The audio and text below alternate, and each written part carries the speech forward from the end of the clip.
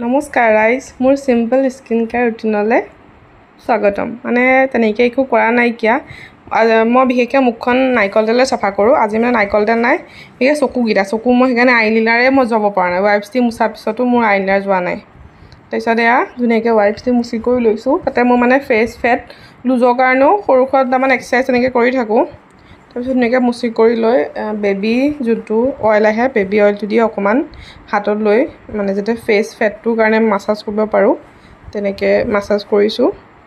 তাৰপিছত তেনেকৈ আৰু ষ্টেপ বাই ষ্টেপ যদি আপোনালোকৰ ফেচ ফেটৰ কাৰণে কেতিয়াবা বেয়া লাগে ন দেখি পাই নিজকে, তো নিজক ভাল লাগিব, বেলেগৰ কাৰণে নহয়, নিজৰ যাতে দেখিব ধুনীয়া লাগে বা নিজকে আইনাখনত চাই ভাল লাগে, সেইকাৰণে সৰু সুৰা দুটামান ষ্টেপ এনেকৈ কৰোঁ স্কিন কেয়াৰৰ নামত। চাব পাৰে বা যদি ষ্টেপ বাই ষ্টেপ লাগে ধুনীয়াকৈ কেনেকৈ কৰিব লাগে ফেচ এক্সাৰচাইজ মই দি দিব পাৰিম, যদি কয় তেনেকৈও কৰি দেখুৱাম। তাৰপিছত আজি বাৰু এনেকৈ দিলোঁ মই কিনো কৰোঁ ৰাতি।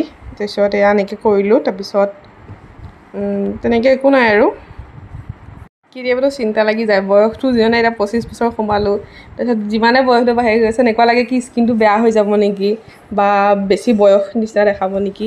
যদি সেইটো মানে দেখাব নালাগে, নিজৰ কেয়াৰ ল'বই লাগিব। যদি কেয়াৰ নলয় তেতিয়াহ'লে সেইটোতো হোৱাটো চিয়'ৰ। তাৰপিছত মোৰতো এতিয়া বাৰু 25 বছৰ, তো সেইকাৰণে মানে মই এতিয়াৰ পৰাই যিমানটো পাৰোঁ স্কিন কেয়াৰ ল'ব ট্ৰাই কৰোঁ, যাতে মোৰ স্কিনটো এটলিষ্ট ভাল হৈ থাকে।